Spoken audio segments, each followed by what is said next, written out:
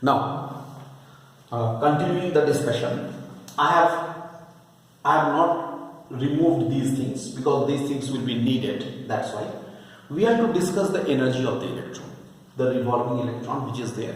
What is its energy? Obviously, if I ask you what will be the total energy of this revolving electron, you will say simply there should be kinetic energy because the motion of the electron is taking place, and secondly the electrostatic potential energy between the electron and the nucleus. Okay, so in case of the hydrogen atom we are doing, so first of all, by equation 2, look, equation 2 is in front of you. By equation 2, mv square is equal to ke square by r. So kinetic energy is equal to capital K, mind this, one should not confuse between capital K and small k. Small k is the 1 by 4 pi epsilon naught. Here is capital K, that should be equal to half mv square, that is equal to ke square by r. Secondly, this is kinetic energy. Now, electrostatic potential energy, I write EPE, means electrostatic potential energy. That should be U is equal to K, it is plus E into minus E divided by R.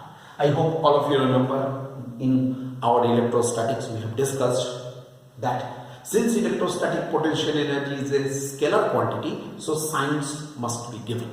So it will be like this. So what is the total energy?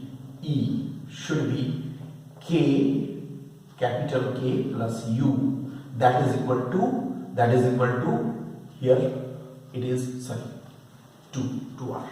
So K E square by 2R plus minus, here it is K with a negative sign, I write, with a negative sign, K E square by R.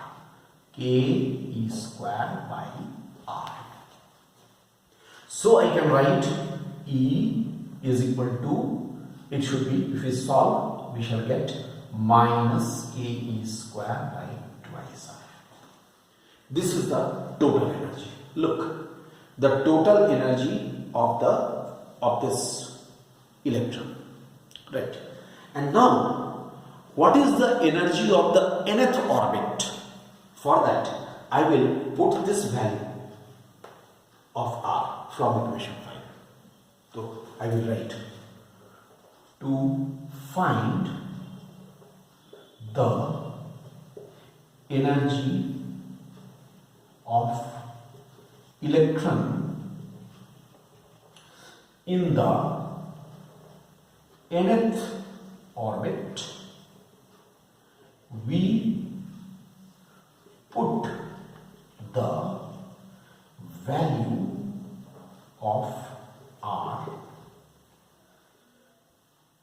from equation 5 in the above expression, in the above expression.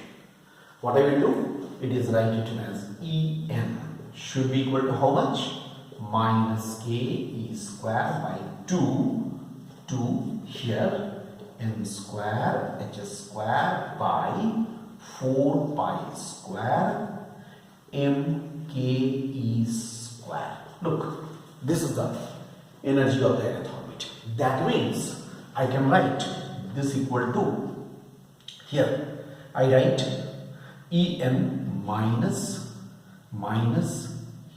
this is cancelled, it will be 2 twice pi square mk square e to the power 4 divided by n square h square. Look, minus 2 pi square mk square e to the power 4 by n square h square. Yes.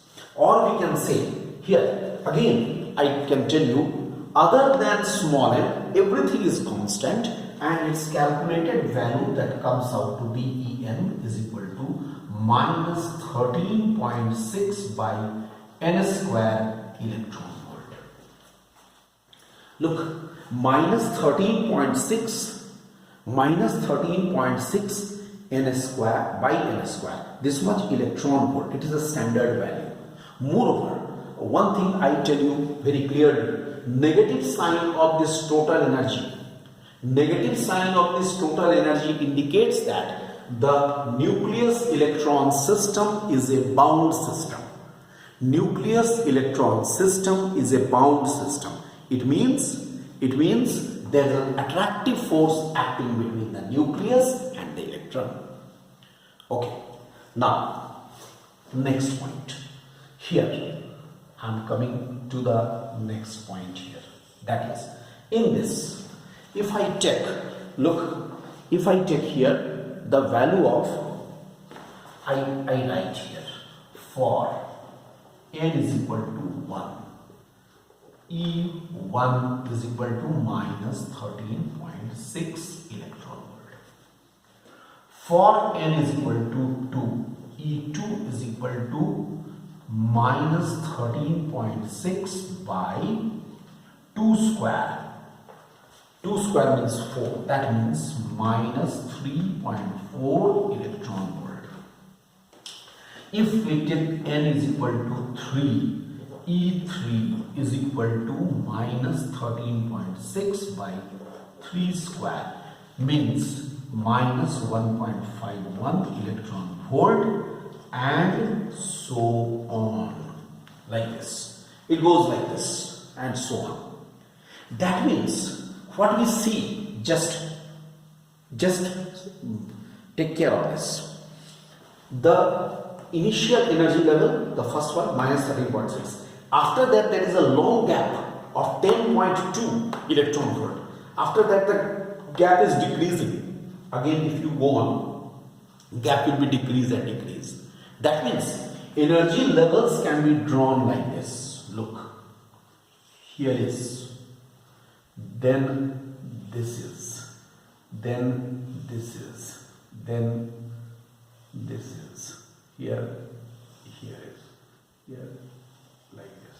Look, in this way, this will be n is equal to 1, n is equal to 2, n is equal to 3, n is equal to 4, n is equal to 5, n is equal to 6, and so on. Just see, by discussing this, minus 13.6, then minus 3.4, long gap. After that, the gap is decreased. If you go on, the gap will be decreasing and decreasing. Energy levels, these are the energy level diagram. So energy level diagram will not be equal spaced. That will be, initially it will be wider, after that it will become narrower and narrower. The gap will become narrower. Alright, it can be discussed like this. Now, what happens? Now we can consider the jumping of the electron. If the electron jumps from one level to another level, okay, from the outer level to the inner level, like this, that can be discussed. Okay, so today we have done up to this mark. We have seen a lot of things regarding energy and all. We have seen these things. Now after this, we have to see that if the electron jump takes place, then what will happen. So I hope, dear students, in our next lecture we shall discuss that what will happen if the electron jumps from one orbit to another orbit. Okay, that will be discussed in the next lecture.